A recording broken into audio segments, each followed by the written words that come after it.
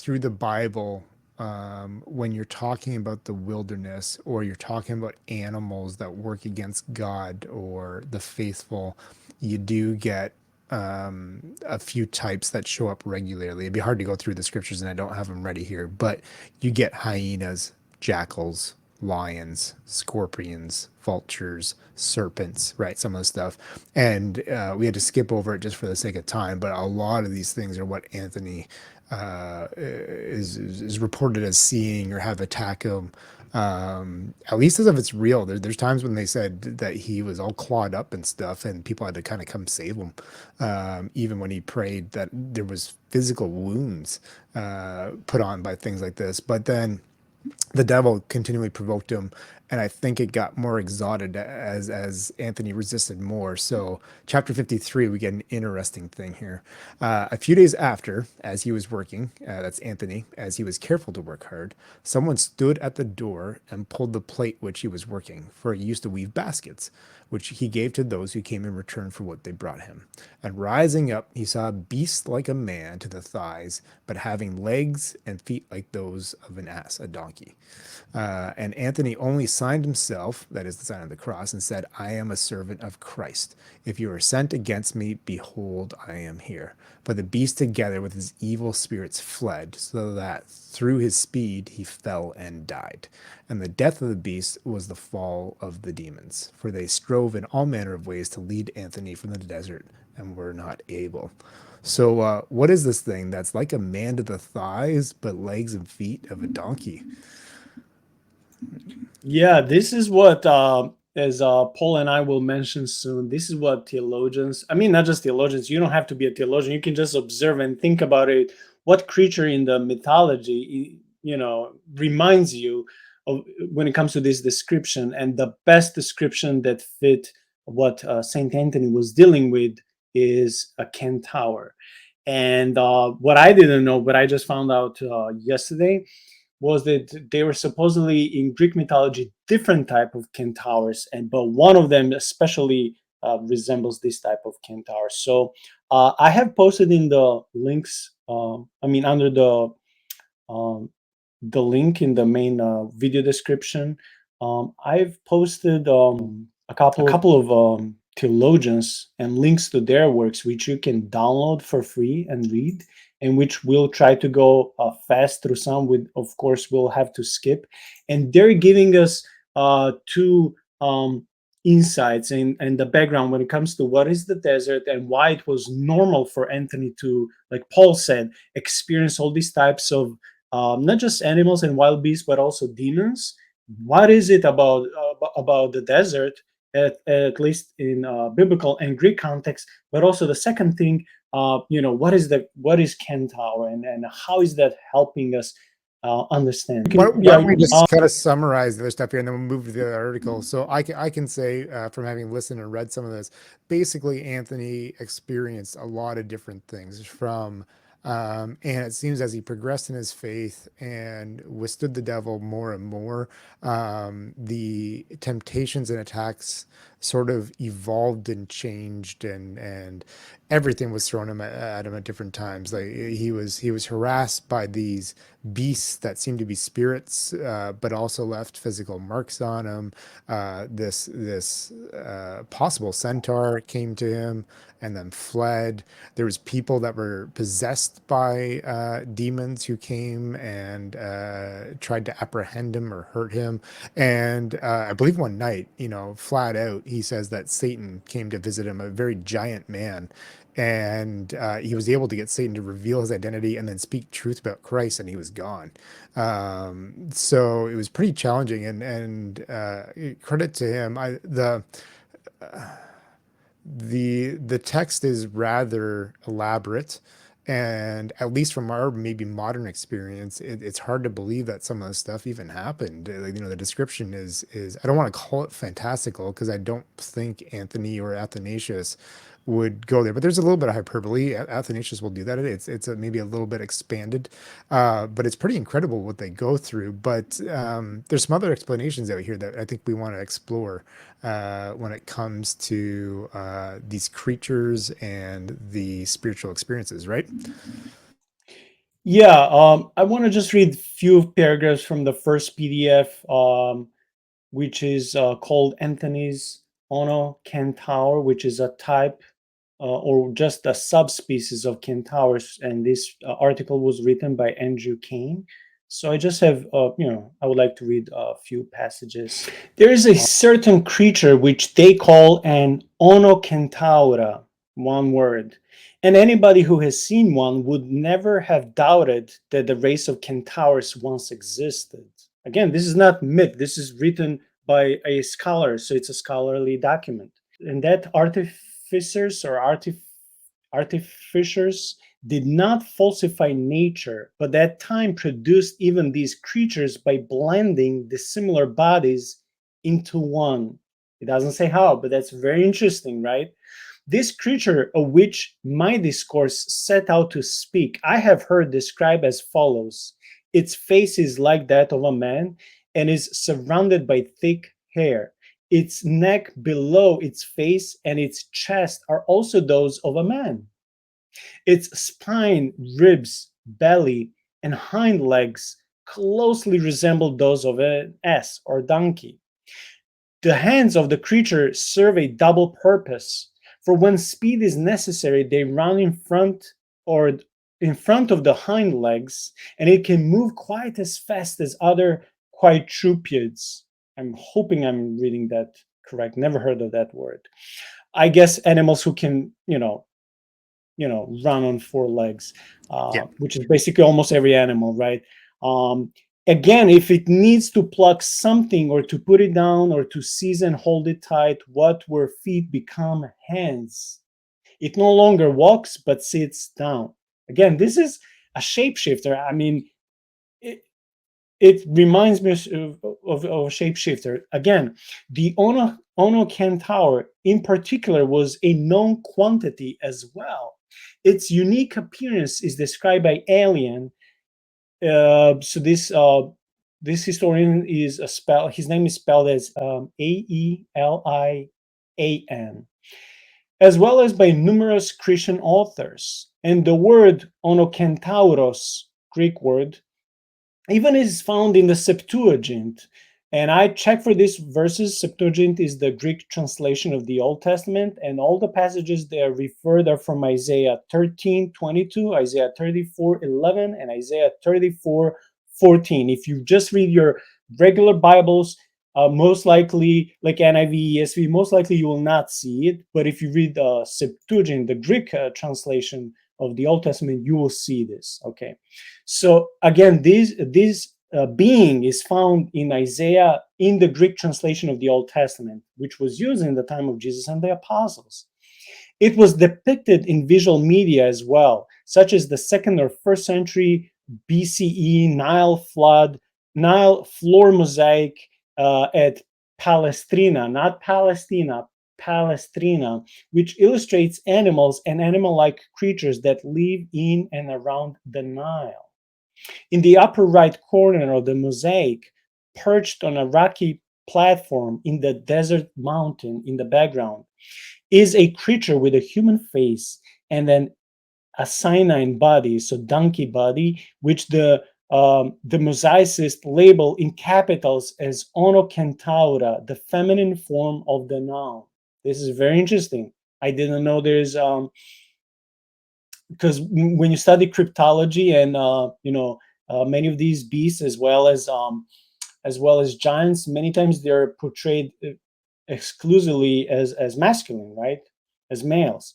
So then the author says centaurs then were virtually everywhere, but what exactly is one doing in the Vita Antoni, which is the Roman or the Latin title of the book of life of Saint Anthony, right? For one thing, its very appearance adds an element of fantasy sure to titillate the imaginations of Athanasius readers elsewhere in the Roman Empire, who pictured Egypt as an exotic hinterland where mythical creatures roamed the vast desertscape. Athanasius, of course, plays on this stereotype by locating the Onocentaur on a secluded mountaintop in an isolated part of the eastern Egyptian desert, where allegedly no humans but the hermit Anthony dared to live. Jerome, so another church father, he also capitalizes on the same stereotype when he populates his literary rendition of the Egyptian desert in his Vita Pauli, so the life of Paul, with a hippocentaur, so another subspecies of centaur. So with a hippocentaur and a satyr. Satyr is mentioned in the Old Testament. Other monastic hagiographers in late antiquity also followed the same formula when they I don't know how to pronounce this, concoct desert dwelling zoological oddities such as the beast with avian wings and a child's face, another with a camel's neck and a serpent's head, and an androgynous Onocentaur life polymorph with an old man's face, a woman's breasts, and the lower body of a donkey. Um, it's not a very long article. Again, it's for free. It's 13 pages only. I would encourage anyone to read it, at least for fun. But it's educational. It has mythological aspects, theological aspects, cultural and historical aspects, and the link is provided. But it's very interesting. Uh, I do not dare to say that for the sake of polemic that Saint Athanasius invented this part or made it more spiritual in the life of Saint Anthony, just to prove his point when it comes to the how the outsider were seeing the desert in the Egypt. I think from everything that we read in the Bible, from every modern stories and real life eyewitness accounts of people witnessing demonic and cryptic cryptids and cryptic animals and beings and beasts. I think that this belongs in the category of shadow-like, shape-shifting, demonic entities that can manifest themselves as one type of a beast or animal, and then change the shape, become a ghost or a spirit, and then even disappear. I remember this when we were reading about Dogman or Bigfoot. It's just another type, another subspecies, but it's the same type of behavior. And before we go to another scholar who was talking in great lengths about the desert and why it makes sense in its cultural context that in desert we can find these demonic, entities. I just wanted to ask you, Paul, if you want to add something on what I just read from, when it comes to Ono Kentaur. Yeah, quick thing. Pretty good article. Good research, good footnotes, and the footnotes I think are great for going to look for other things and understanding how these things were represented in the ancient world. The writer Andrew Kane here does a good job of that. I have one big problem with this description, and I'm glad you kind of pointed to a possibility for it different from what the article says there, Nico. Early in the description of what the centaur maybe is, the author talks about the writer depicting an animal and has in quotations possibly the chimpanzee. And my problem with that is I think they're trying to rationalize what the description is with something we know now, and it's very material, very modern. I would disagree. Chimpanzees can be vicious, but to the best of my knowledge, along the Nile and in the eastern desert, there wouldn't be a lot. I could be wrong. I'm not a biologist, zoologist, something like that. And like you said too, as based on the other descriptions, if we, even if there is some hyperbole or some stretching of what the truth of the experience is, if we go through all the accounts and that they're trying to represent a spiritual reality, I think Athanasius and Anthony are talking about some sort of spiritual thing that is coming, which then, if you're trying to describe it in material terms, empirical things, maybe it doesn't look the same. That's why some look more like horses, some look more like donkeys or other stuff, and why when it's running away, it seems to trip and have other spirits that go with it and sort of disappears, right? If that was a chimpanzee, you could go find the body and figure out what it was, right? Just that doesn't really make sense. So, cool article, worth reading. I suggest looking at the footnotes because that was helpful for me. But that little point kind of stuck out, and I don't quite agree with it. And it just speaks to you that I think there is spiritual stuff there, and that maybe the spirits that they experienced in the third, fourth, fifth century is not what we see today. Yeah, and I was thinking when you mentioned the chimpanzee, I'm thinking, well, now I'm not saying that it's impossible. Of course, all things are possible with God, but if just the chimpanzee comes at you and they're not, they're, I mean, they do have, I don't know if they have spiritual side, they do have soul, right? Animals do have soul, but I'm not sure if a chimpanzee would flee in the name of Jesus. But this being obviously disappeared in thin air. So for me, this was, for me at least, it was a firm, I don't know if I can say evidence, but if I'm trying to dissect that short passage that talks about centaur, I'm like, well, maybe it wasn't a real centaur. Maybe it was a being that opted in that point to show itself as that. But still, don't say it was just a mere animal. It wasn't. I don't care if it's just a donkey or a chimpanzee. That's just like you saying, just trying to be too rational. Animals don't flee in the name of Jesus, and animals don't disappear in thin air. So I think there is more than just seeing an animal. Yeah, I think Um, there's I think too, there's just the reality of reporting this stuff. If it's not a material thing, the practice of trying to describe it, think about scripture, think about Revelation, and John the Revelator trying to describe what he's seeing, these visions, and from the description, he's like in the middle of it. But how do you put it into words? Or the Apostle Paul talks about being in heaven and seeing things, but say, I can't even speak about it, whatever it is. So, um, I'm on this side. Maybe it's frustrating to us, but when you're talking about these spiritual things, that maybe we don't describe them very well because they're hard to pull into those empirical kind of things and compare to what we see because it's not the same. That's why I would lean to it being a real spiritual experience and not a mistaken animal. Yeah, and I'm also led to think that sometimes because we don't want to be ridiculed as Christians, scholars, professors, pastors, whatever, we may try to, uh, import our modern worldview into something that was written, in this case, 1600 years ago. But sometimes we do that with the Old Testament. Oh, but the modern science says that. Well, sometimes the modern science matches the Old Testament, and we're happy for that. But it's not always. And then we try to, somehow still rationalize it with science. Like there's no need for us to explain, for example, that the ancients saw the cosmos the way they did. For example, with a metal sky dome right behind which you cannot go, or the earth may be explained as flat and stuff like that. It was their way, their worldview, how the ancients, not just the Israelites, many ancient cultures saw the world, and God didn't bother in going to correct their science. So I mean, I understand the point of rationalizing and trying to find, explanations, excuses, and stuff. We all do that. So I just don't think that in the context of Saint Anthony's life as a ascetic, as a monk, as a saint, as a hermit, that a chimpanzee came in the desert to bother him. Doesn't make sense. Yeah. Well, the hard thing too is that if we're going back to the ancient writings or to scriptures, that sometimes what they're using to describe can actually represent two different things. So we have to be careful about what they're talking about. Earlier, we spoke about stars and how stars can be angels, spiritual powers.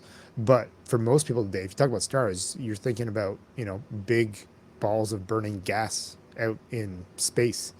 That's not really what they're thinking about, and that's why balls of burning gas don't they have gravity and physics, and there's things that apply that way, but they're not governing seasons or directing people. It's there might be something that overlaps there, and Yeah, they're seen as yeah, angelic bodies and beings, and I'm confused when modern Christians read in with that context, and I mean without right. the knowing the proper context, when they read literally some parts like that, and they think that we live in this uh, flat surface which has a dome, You cannot access certain parts. Sun, moon, and all the stars are all in the atmosphere of the Earth, and there's no cosmos. It's all invention. It's all fake. It's a big conspiracy from NASA and the secular scientists. So Hmm. when I come to that point of hearing that, that's where my conversation stops. And because I don't want to argue with people whom I love, it's just completely different reading of the Bible and not understanding how the ancients would see the Bible. I mean, not the Bible, but the worldview. So I'm just like, Hmm. I don't care. I don't want to allow this to divide us.